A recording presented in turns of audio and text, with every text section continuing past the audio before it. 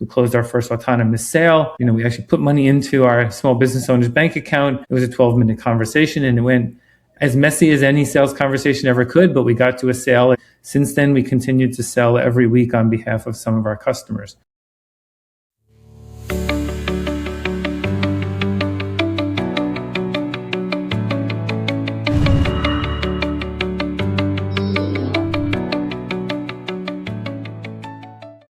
Welcome to the Impact Exchange, where we explore conversations that drive smarter growth and real business impact. Today, we are diving into a big shift. What happens when sales become autonomous? Joining me is Joe Gagnon, CEO of Rainmaker, an AI native platform reimagining how businesses sell, convert, and grow. Joe, welcome to the show. Thanks, Saumya, for having me. Very excited for hearing your story, telling our audiences how and what Rainmaker does today. But let's start with your journey, Joe. You've been a multi-time CEO across industries. What led you to build Rainmaker? You get this sort of sixth sense as you go through your career about opportunity. People say it's like seeing around a corner or over a horizon. Of course, many of us had heard about AI and its possibilities over the years.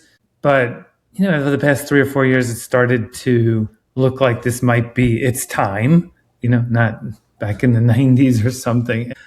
So I was curious about what we could do with AI. Secondly, I thought about a couple of business processes that I've worked on deeply that had some level of automation, but hadn't really materially improved, and sales is one of them. And so I have a lot of sales experience. And then I really have this passion for the small business owner because, they are challenged to start a business, run a business, make it profitable, still have a life. And so I thought, what if we could intersect how small businesses operate, how they sell, and how AI could support that? Seemed like a pretty big white space that no one had really touched. Even people tell you that, it's almost impossible to solve for. And I love that kind of idea. So about almost 2 years ago, we wrote out the Rainmaker Frontier Manifesto, The Dawn of Autonomous Selling. And it set us on a path that we've been working on ever since. Love it. And this is how the real change makers build something, which you did for a real business problem. Let's zoom out a bit here. What big shifts, like you mentioned with those small, medium business that you saw, are you seeing right now in sales, AI, and customer engagement? Yeah, I think that, if you think about small businesses, predominantly they start those businesses because they want to sell their service or deliver a product, make cookies or mow your lawn, clean your house, walk your dog, whatever it might be. But what they don't think about is like, what's the infrastructure required to run that business? And so they struggle, they buy leads, they spend money on leads, they don't even know what they're getting. Then they try and convert those leads while they're delivering a service. And, it really becomes almost overwhelming for them to be able to manage and grow a business like that. And so if you zoom out and say, let's make them do what they're really good at, which is delivering a service and building a relationship, then what you would say is, what are the other functions that we could support? And, so maybe they hire someone at the front desk to do sales, or they might even hire a salesperson, or, they think about doing it part-time. That capability really probably isn't where they want to specialize. And so if you could think about the lead that they buy being processed better, using the sales expertise and a workflow instead of like learning experiences by having done it a lot of times, you can actually see that you can fill this gap that really there's no other way to fill effectively. And so ultimately what you want to do is you want them to sort of achieve the American dream, which is to have a small business, have it be profitable, but not have it overtake your life. And so that's what tech has always been here for, right? Even from the day of early farming, where you had to be out in the field the entire day, to, modern farming today, it doesn't require that. And you have a better life. And it's the same kind of idea here. And that's what Rainmaker is, right? A better system supporting the sales for those small, medium business. So love it. But there's a lot of noise around AI, and what do people outside your space who's not building these things by themselves get completely wrong about, AI and sales? Well, yeah, that's a great question. So, I don't have any fear about AI because, look, we're building it. And if you're building it, you realize that it's only going to do what you ask it to do. It doesn't have true agency like a human, It doesn't have feelings. It's not conscious. While it can create a dynamic conversation different than a chatbot would, it's only creating that conversation using the artifacts that you give it and the way that the orchestration layer puts that together with what we have is the Rain Brain, which is our version of an LLM. And so what we want to do is actually try and take the knowledge and experience of how you would sell a product and embed that into, sort of this agentic layer that has the human-like conversation elements to it. But people say they don't like it because one, maybe it's taking jobs away. We actually think it'll create a growth in the economy. Number two, they don't like it because it doesn't sound human enough. Well, the more and more we all use this, we realize that it can have even more human characteristics to it. People sometimes think that the human will give a better experience. And we know that, imagine calling a salesperson who's tired, or doesn't really feel like talking to you now. That's not a better experience. And so we can use AI to make up for all the weaknesses that we have in the way that the human system shows up. And then lastly, there's this information asymmetry problem where the buyer wants to know more than sometimes the seller wants to tell them. And we want to change that dynamic. We want to take away the information asymmetry and we want to empower the consumer to have the information that they need to make the best decision possible. We think they buy more when they do that rather than when they feel manipulated. And so in that sense, all the fears should go away because what you should get is just a much better, more consistent experience 24/7 at the level you want, in the way that you want, with no constraints. I love that human aspect still being there, but also taking away the fear of AI by saying we are not replacing, it's like human-led AI ultimately, but it's making your life efficient. So are we talking about moving away from sales team to sales systems? Yeah, I think, look, when we set out on this path, we were trying to follow the same sort of trajectory that autonomous driving went through, which is to define early on 5 levels to autonomy. The 5th level being when you take the steering wheel of the car and you just are a true passenger. And for us, that level 5 is that we can take a lead, have a conversation, overcome objections, schedule an appointment, take a payment, summarize for a CRM. And we've actually done that. We proved that. We closed our first autonomous sale. We actually put money into our small business owner's bank account. It was a 12-minute conversation and it went as messy as any sales conversation ever could, but we got to a sale. Since then, we continued to sell every week on behalf of some of our customers. Now, not all of them use it for the full-blown autonomy. Some of them use it for just sort of the next generation of an answering machine. Some use it for qualifications. Some use it just for scheduling. But at the end of the day, that autonomy is what the platform is built to be able to do, right? So it's built to be able to take the entire conversation with the customer and go where they need to and understand what the breakpoints are for when you would ask for a schedule or a payment, or none of the above, depending on what our customer wants to be in the process. And so it has a lot of flexibility. That's what a platform is. And it has a lot of sophistication in the way that it works. Of course, it has to be secure.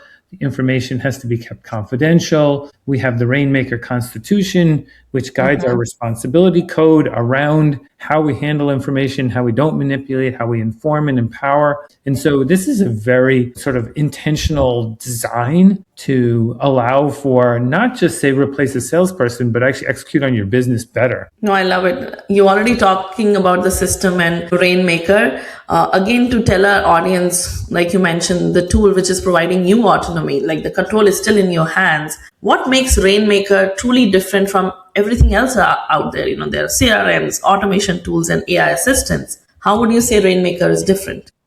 Yeah, it's a really good question because, everyone loves to defend themselves. Two things that we think for. So first, if you looked at how we define autonomy, we think of 4 components. So the first is sort of that acting on its own, the gross level autonomy. The second is the cognition, its ability to reason, learn, and think. The third is the human element, the feeling and, the method. And then the last is the actual conversation, which is the workflow. And we always say it's like the more plus architecture. You need all 4 of those, this plus this plus this. So when you do that and you put it on top of a sort of enterprise class data platform, because there's a lot of data that flows in and out of this, you layer in the orchestration architecture that manages all the different agents and coordinates them. The Rain Brain, which is our learning platform, which is where that recursive learning happens, and the ability to customize it, whether it's through the prompt or the vector database or the tuning capability. When you put all of that together and sit inside a set of APIs that connect to the outside world, we think that collective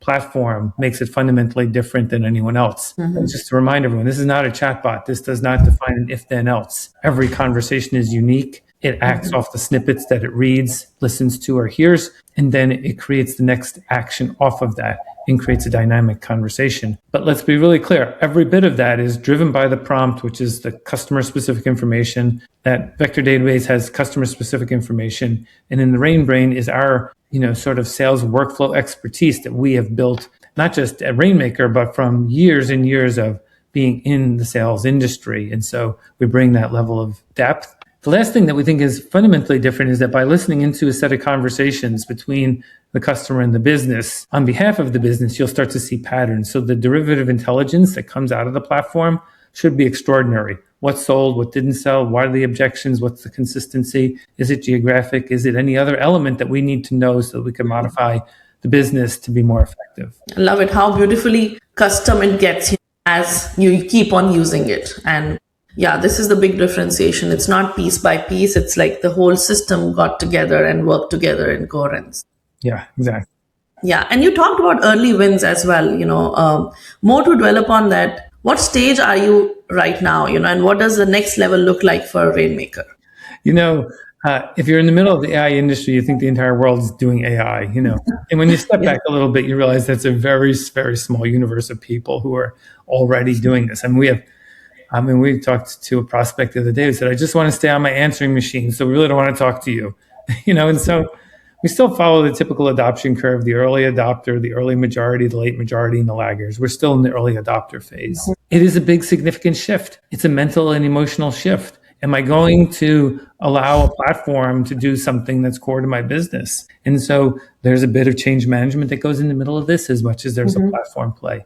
So the good news for us is we have a small but earnest group of customers, almost 100 at this point, who use the platform every week for the varying functions that I described. We have a very, very large pipeline, in the tens of millions of dollars. But we think that'll take 3, 6, or 9 months to develop because we have to educate. The best way, Saumya, that we show people how the platform works is we actually send them a phone number for them to call and just talk to it and see how they feel. Some people feel excited about it. Some people are like, not yet. And so we think we're, 1% into the market. Even though there might be others who are doing something similar, we're all only 1% of the way into this market. If we're talking again in 2 or 3 years, we're going to be in the 75% range. It's going to accelerate, but probably not really start accelerating till the middle of end of next year. Even though everyone thought 26 was going to be the year, I still think that the way businesses run and the way humans think takes us a while to move. Like, remember what happened when the World Wide Web came out? No one knew how to use it. Then we said, we can do storefronts.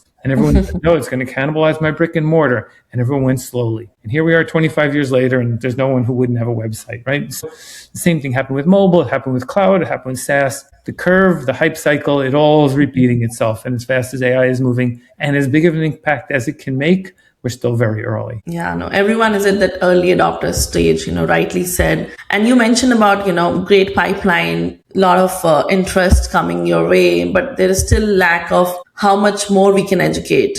So what are the bottlenecks right now, for Rainmaker, and what growth channels have you tried to use that are not working or working, for creating that education around this? Yeah, I think that there's two bottlenecks. One is, there are a lot of systems of record that we have to interface into. And so we don't interface into everything, nor does anyone for that matter. So figuring out how to create APIs that allow us to connect to an existing scheduling system or an existing payment system or a CRM or a lead system on the front end. So that's work that we all have to do, building those connection points. The second is actually just a growing experience. There is a general fear that you need to be able to escalate to a human if it doesn't work. And we have a very strong point of view on this. We don't do escalations to humans because then you're running two systems. You're not going to get any benefit, and people are going to default to the way it used to be, and you'll never move forward. And so we believe deeply that it needs to be handheld in the beginning. We need to listen to calls. We need to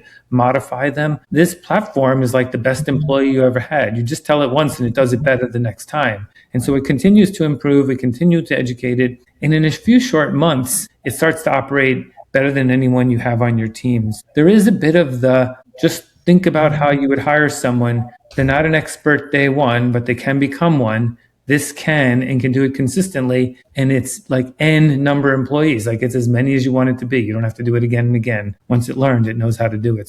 So that's another part of it, just getting people to understand, because, sometimes people will call us and they'll blame us. They'll say, oh, the reason it didn't work was because of you. I'm like, well, let's go back to the prompt. It's just following the prompt. If we wanted to say something differently, then let's just change the prompt. We have no objection to that. Now, in terms of closing a sale and how to overcome objections, we have a lot of experience. So we will give our customers our point of view, and then we'll measure conversion rates, which will sort of be ultimately the real measure of our success as we get more volume through the system. And like you said, it's a cycle to, learn and improvise. And that's how you're helping. The more you learn, the more you improvise it for them. Yes. And as you mentioned, you're developing the system. What are the top priorities for this quarter for you?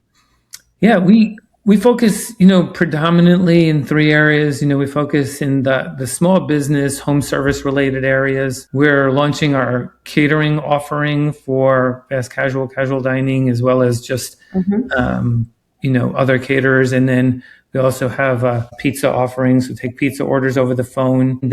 So those are our three priorities. And then we're looking at this whole area of the BDR, the business development rep, and supporting them. And so one is a really deep focus on the verticals. The second is the recursive learning platform and moving that into a dynamic self-learning capability, which will happen by June. So we're excited about that because that is a fundamental capability. And then more interfaces into existing systems. Those are our priorities really for the next 6 months.